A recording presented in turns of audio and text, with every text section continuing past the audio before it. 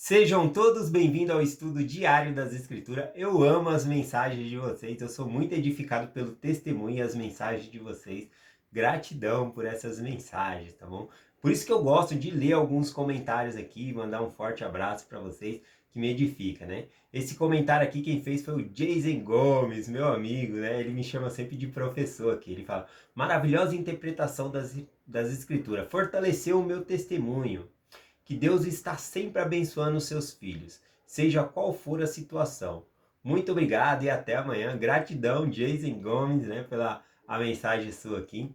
Temos também a mensagem aqui, deixa eu ver de quem dá, Marise Francisco Camilo Machado. Ela escreveu aqui: bom dia, irmão Vanderlei, grato por termos o Espírito Santo, que possamos ouvir os sussurros do Espírito Santo. Até amanhã.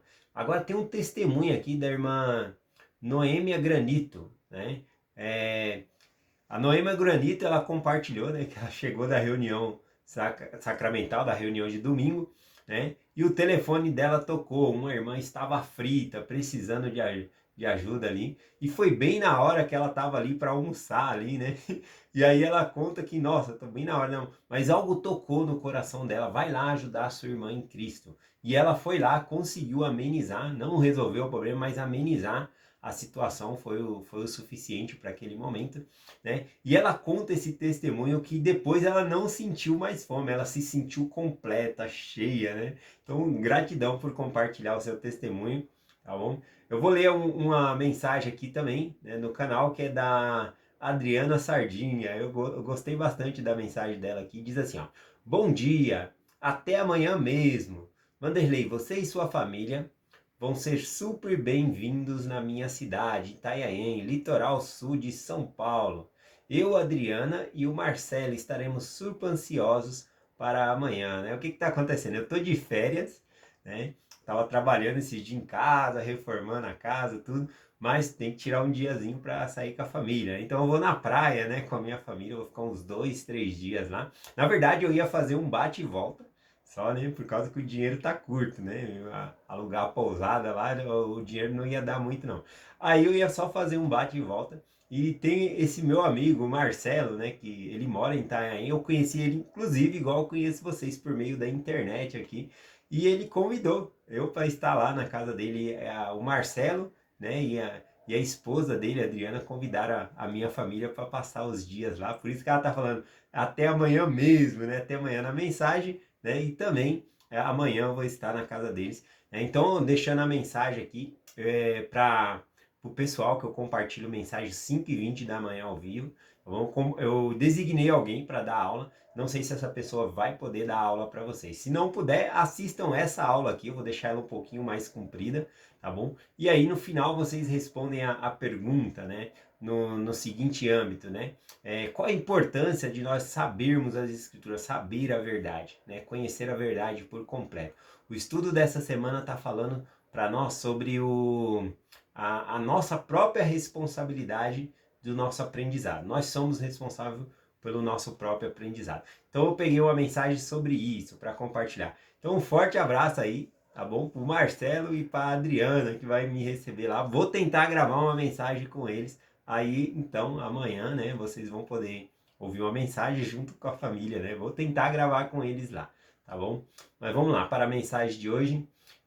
Conforme eu compartilho sempre com vocês, eu estou tentando deixar as mensagens com 10 minutos só, né? Porque as pessoas no YouTube às vezes não têm muita paciência de ouvir uma mensagem tão grande, tá bom? Mas tem mensagem que não tem como, né? Que o raciocínio ele fica completo somente com a escritura toda. Mas se você tem 10 minutinhos, faça compromisso de pelo menos 10 minutos. Em qualquer coisinha que você aprender aqui já vai te edificar, tá bom? Vai estar alimentando aí o seu espírito, tá bom? Então se passar um pouquinho, inclusive eu acho que vai passar mesmo, porque eu quero que essa mensagem aqui, caso 5h20 da manhã não tenham uma pessoa para dar aula, eles podem assistir essa aula aqui, que fica mais completa. Lá é 40 minutos de aula, né? Então vamos lá. Eu vou compartilhar com vocês aqui, eu escolhi primeiro a escritura aqui, Efésios capítulo 4, versículo 14, que é o apóstolo Paulo falando aqui, né? Falando sobre o aprendizado do evangelho, né? Ele diz aqui, ó: para que não sejamos mais meninos inconstantes, levados em roda por todo vento de doutrina, pelo engodo dos homens, que com astúcia enganam fraudulosamente. Então Paulo ele fala de pessoas que usam as escrituras ali para enganar as outras pessoas, fraudulosamente. Eles sabem que estão enganando, eles usam só parte da mensagem ali, né, para enganar as pessoas, né? Um exemplo desse, né, tem pessoas que religião que só vai pregar ali sobre a teologia da prosperidade. Não, faz isso que Deus vai te abençoar, mas sempre a bênção é algo material ali, né? Sempre prometendo bens materiais. E aquelas pessoas, na verdade, já têm no coração, essas pessoas que são enganadas, na verdade, ela já tem no coração dela que ela quer prosperidade e riqueza mesmo, né? Ela só pensa em coisa de riqueza, por isso que elas buscam, né, uma religião que só fala sobre riqueza ali, né? Então, elas são enganadas, mas principalmente pelo seu próprio coração que os engana, em vez de procurar a Deus, ficam procurando as bênçãos de Deus, né? Então, interessante, eu estou falando disso aqui, por quê? Porque Paulo está falando sobre nós conhecermos a verdade, não ser como meninos, que é levado por todo o vento de doutrina ali, né? Então não é tudo que nos é ensinado que a gente tem que acreditar, a gente tem que saber a verdade por nós mesmos. Como nós podemos saber a verdade por nós mesmos, Vanderlei? Bom, como você vai identificar uma doutrina falsa? Principalmente conhecendo a doutrina verdadeira. Como é que você conhece uma nota verdadeira, né? Pegando, conhecendo no dia a dia. Então, quando você pega uma nota falsa, fica fácil de você distinguir. Não porque você estudou a nota falsa, é porque você pega tanto no verdadeiro e analisa tanto o verdadeiro que quando você pegar uma falsa, né, você vai reconhecer. Então, a gente não tem que se preocupar com doutrina falsa, a gente tem que se preocupar em reconhecer a verdade e aprender as doutrinas verdadeiras. Quando a doutrina falsa é apresentada ali, rapidamente você vai reconhecer, opa, eu aprendi diferente, né? Não é bem assim do jeito que estão falando, não. Isso aí é parte da verdade só. Então fica mais fácil de entender.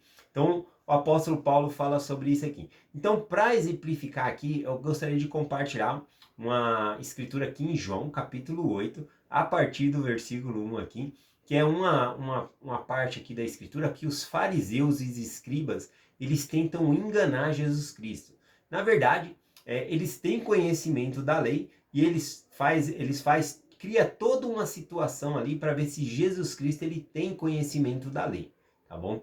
E aí Jesus Cristo ele responde de uma maneira fantástica aqui, vamos dar uma estudada aqui, muitos conhecem essa escritura. João, capítulo 8, a partir do versículo 1, diz assim: Porém Jesus foi para o Monte das Oliveiras, e pela manhã cedo voltou para o templo. E todo o povo vinha ter com ele, e assentando-se os ensinava. Então, aqui, né, os judeus, eles têm o costume de, quando algo é importante, eles se sentam para ensinar. Então, Jesus Cristo se assentou ali e começou a ensinar o povo aonde? No templo, tá bom? Ali no templo. Então, o que está acontecendo aqui também? Um pouco antes, estava havendo a festa dos tabernáculos. São 7 dias de festa, e no 8º dia, conforme a tradição, eles vão ao templo, tá bom? Então Jesus Cristo ele foi ao templo conforme era o costume da época lá. E lá ele se sentou e começou a ensinar o povo ali. Lembrando que num dia antes, aí na festa do tabernáculo, inclusive no 8º dia, é o dia que eles levam as talhas com água, né, simbolizando a presença de Deus. Eles levam ao templo, né, essas águas. Né? E Jesus Cristo tinha falado para eles, né, no capítulo anterior aqui, né? Se alguém tem sede, venha após mim.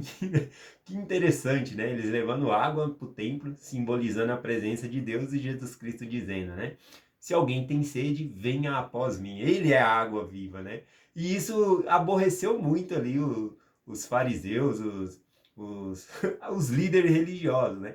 E então eles armaram algo para pegar Jesus Cristo, né? Então vamos ver qual foi a armação que eles fizeram aqui, o combinado deles.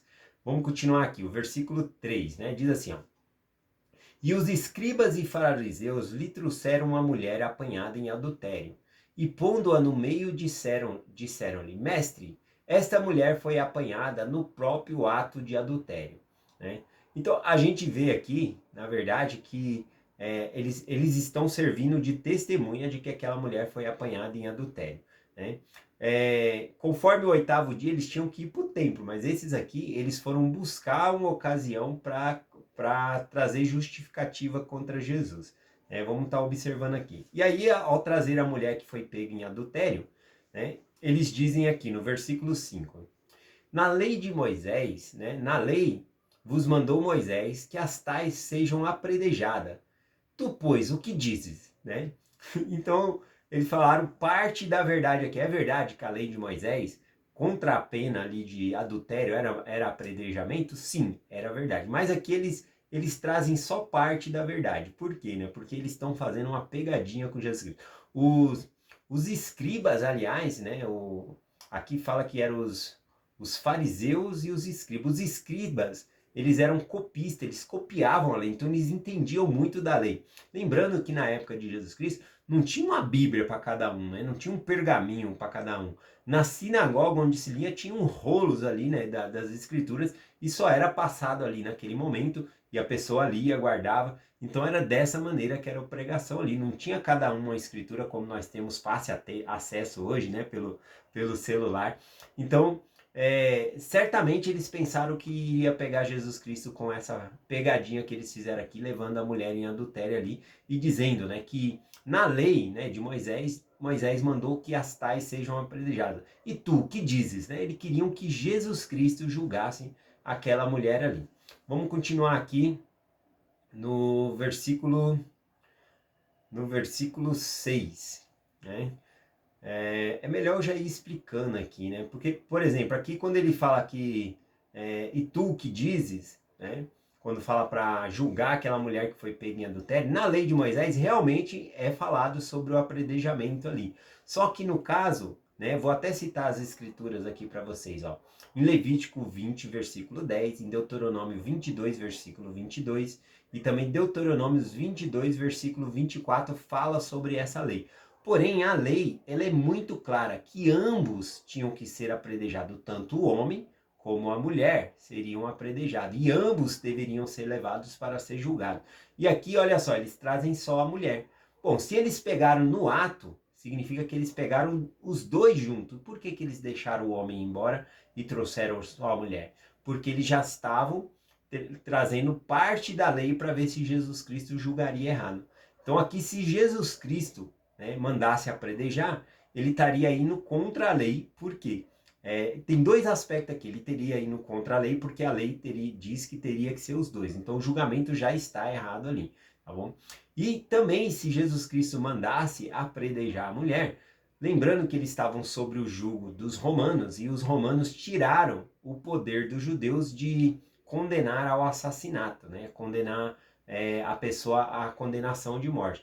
Então, se ele mandasse apredejar, ele estava condenando a mulher à morte, e ele poderia ser denunciado aos romanos que ele estava quebrando a lei ali, de acordo com os romanos, tá bom?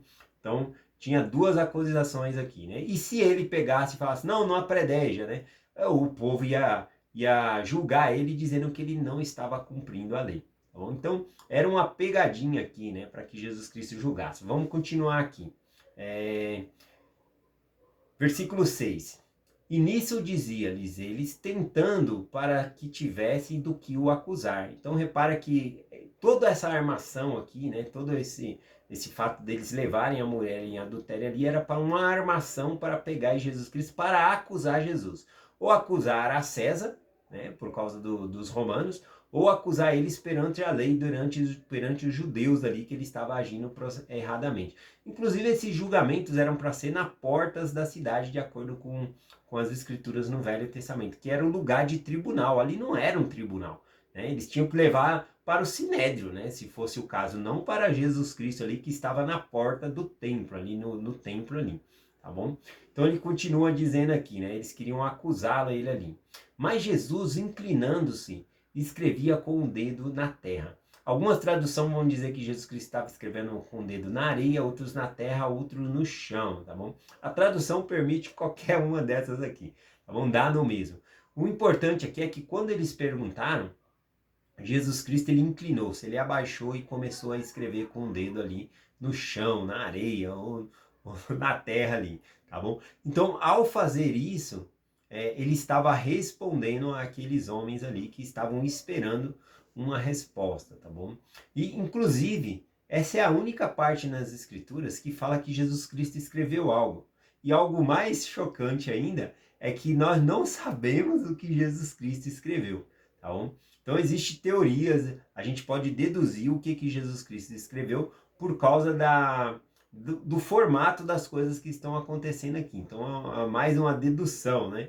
Mas a gente pode buscar por meio do Espírito saber o que foi realmente que Jesus Cristo escreveu ali. Mas o que ele escreveu ali, a gente percebe que a reação daqueles que estavam acusando se sentiram pesarosos na sua mente e deixaram aquela mulher em paz. Vamos continuar aqui, né? A gente vai falar um pouquinho sobre isso. Então ele escreveu ali, né? Começou a escrever na areia ali. Versículo 7. E como insistiam, versículo 6 que eu li. E diziam eles, tentando para que tivesse com o que acusar. Mas Jesus, inclinando-se, escrevia com o dedo na areia. Né? E aí vamos aqui para o versículo 7.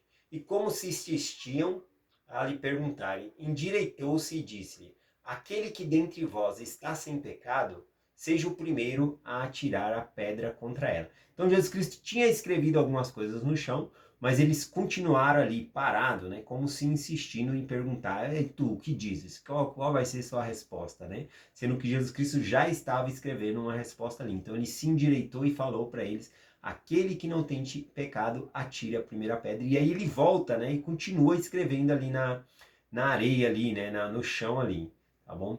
Então vamos ver aqui o versículo 8, né? E tornando a inclinar-se, escreveu na terra. Então ele continua escrevendo aí. Porém, ouvindo eles isso, acusados pela sua consciência, saíram um a um, começando pelos mais velhos até o último. E ficaram só Jesus e a mulher, que estavam no meio. E endireitando-se Jesus, ou seja, novamente se erguendo, e não vendo ninguém mais do que a mulher, disse-lhe, mulher, onde estão os teus acusadores? Ninguém te condenou? E ela disse, ninguém, Senhor. E disse-lhe Jesus, nem eu também te condeno. Vá e não peques mais. Essa é uma palavra muito importante que algumas pessoas interpretam errado, né? Jesus Cristo ele não perdoou a mulher, né? Ela tinha acabado, ela não estava arrependida ainda, né? Ela tinha acabado de cometer o ato de adultério ali. Então Jesus Cristo fala para ela, vá e não peques mais, né? Ele não está condenando, mas também ele não está perdoando o pecado daquela mulher, como ele faz em várias outras escrituras, né? Quando ele vai curar o paralítico, o cego, né? Ele vai lá, perdoados são os teus pecados. Aqui não, ele falou, vai e não peques mais, tá bom? Então ele demonstra a misericórdia. Inclusive, né, algumas pessoas comentando sobre isso, falam, o Jesus no Novo Testamento, né? Ele é mais bondoso, mais misericordioso, né? O Deus no Velho Testamento, Jeová, ele é mais sanguinário, mais duro. Pelo contrário, a gente acabou de estudar o Velho Testamento, a gente viu quanta misericórdia, quanta paciência Deus ele tem, tá bom? Então aqui Jesus Cristo ele está fazendo simplesmente o que está escrito na lei. Primeiro, né, a primeira vez que Jesus Cristo estava escrevendo na areia aqui, a gente pode deduzir o seguinte, né? Talvez ele estivesse escrevendo o que realmente estava escrito na lei. Estava mandando apedrejar sim, mas fala que era ambos, né? Tinha que trazer ambos para ser julgado nas portas da cidade. Não é ali um julgamento, né? Ali não é o local de julgamento. E também eles já deixaram escapar uma das pessoas que tinha cometido adultério, justamente para trazer uma falha no julgamento para Jesus Cristo ali. E eles, veja como eles mesmo induz Jesus Cristo ali no julgamento, né? Moisés mandou que a tais seja apedrejada, né? Mas não foi isso que Moisés falou. Ele falou que ambos tinham que ser apedrejados. E eles já deixaram fugir ali, justamente para acusar Jesus Cristo. Então, por isso que eu falo de conhecer as Escrituras. Cristo, ele conhecia as Escrituras. Os escribas, eles armaram tudo isso para pegar Jesus Cristo ali de alguma maneira. Mas Jesus Cristo, um bom conhecedor das Escrituras, né? É possível que a primeira vez que ele escreve ali na areia, seja justamente o que está escrito na lei, o que Moisés falou, né? Tanto faz ali em Deuteronômio, as escrituras que eu citei aqui, Deuteronômio, eu citei aqui, deixa eu repetir aqui para quem está acompanhando pela rádio, né, e quer anotar. Foi Levítico 20:10, Deuteronômio 22:22 e Deuteronômio 22:24. Sempre essas escrituras aqui falando sobre julgamento, fala que ambos deveriam ser apedrejados e ambos deveriam ser levados às portas da cidade para ser julgado ali, tá bom? Então, só para finalizar aqui, a outra parte, Jesus Cristo abaixa e começa a escrever também, né? E foi a parte que eles se sentiram pesarosos em sua consciência. Ou seja, Jesus Cristo demonstrou que conhecia a lei e eles viu que estavam agindo de maneira errada, né? Então, tem uma outra escritura que dá para explicar um pouquinho sobre isso aqui, o que talvez Jesus Cristo possa ter escrevido na areia ali, tá bom? Então, aqui diz em Jeremias capítulo 17, versículo 13, diz assim, ó, é possível que Jesus Cristo escreveu essa frase quando ele estava escrevendo na areia ali, ó. O Senhor, ó Senhor, esperança de Israel, todos aqueles que te deixam serão envergonhados, e os que se apartam de mim serão escritos sobre a terra, né? O nome dessas pessoas serão escritos sobre a terra, porque deixam ao Senhor a fonte de águas vivas. Isso bate muito com o que está acontecendo no relato, né? Foi a festa dos tabernáculos, 8º dia, os judeus levam a água para o templo ali, simbolizando a presença de Deus. Jesus Cristo fala para eles, se alguém tem sede, venha a mim, né? Muito interessante. Eles ficam com raiva dessa situação, criam uma outra situação para ter com o que acusar Jesus Cristo. E aí Jesus Cristo escreve, né, essa frase aqui. Algumas pessoas dizem que ele escreveu o nome das pessoas, né, na areia ali, daqueles que estavam acusando. Né? Mas é possível que ele tenha escrevido essa frase aqui, né?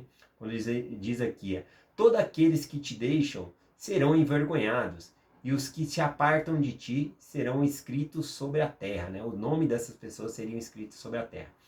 Porque deixam ao Senhor a fonte de água viva. Bom, aqui são só hipóteses do que Jesus Cristo realmente poderia ter escrito ali, mas isso acusou eles. Isso mostra, né, que como Jesus Cristo ele era conhecedor da lei, ele conhecia as escrituras, e aí eles ficaram envergonhados um por um, acusados pela própria consciência, pelos seus próprios pecados, foram saindo de acordo com os mais velhos para os últimos que haviam chegado ali, né, para atirar a pedra na mulher, tá bom?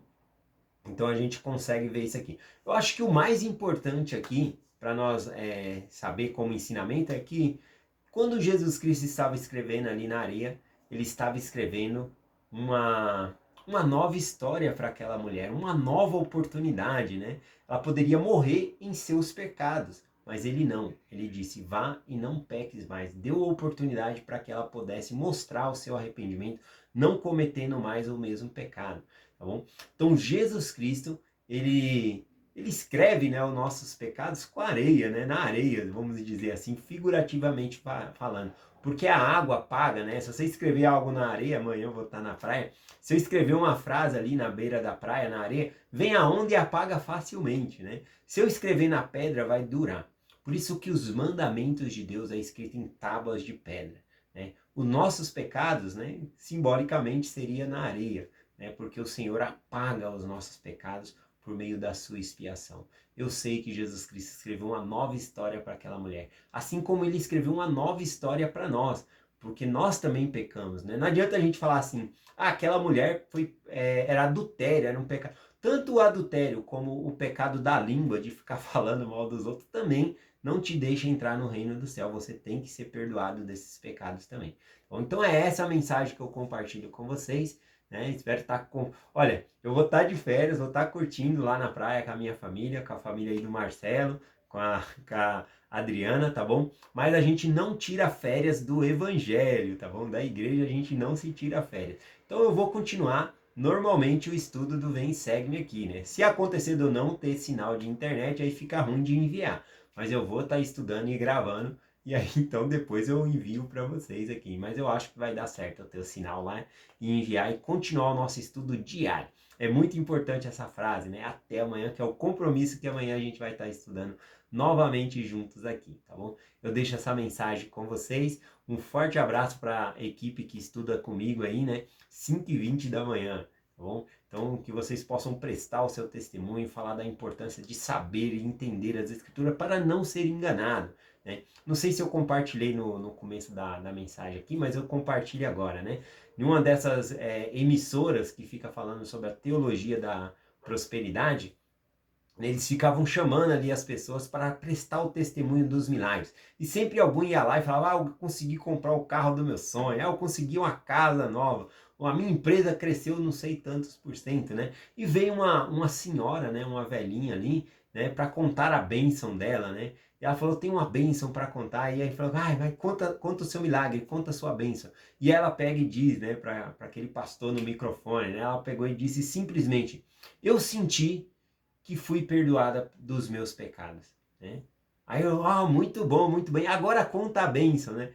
Eu achei muito estranho isso, a pessoa pegar e falar assim, agora conta a bênção. Que bênção maior do que ter os pecados perdoados, né? Então dá para ver que às vezes a pessoa pega parte das escrituras e quer enganar as pessoas, né? Pensando ali que só bênção realmente é a prosperidade, ou ganhar, comprar coisas, se enriquecer. Não, a bênção de ser os pecados sermos perdoados, né? A bênção de termos os nossos pecados perdoados e voltar a viver com Deus. É isso que nós precisamos. Deixo essa mensagem com vocês, em nome de Jesus Cristo. Amém. Até amanhã.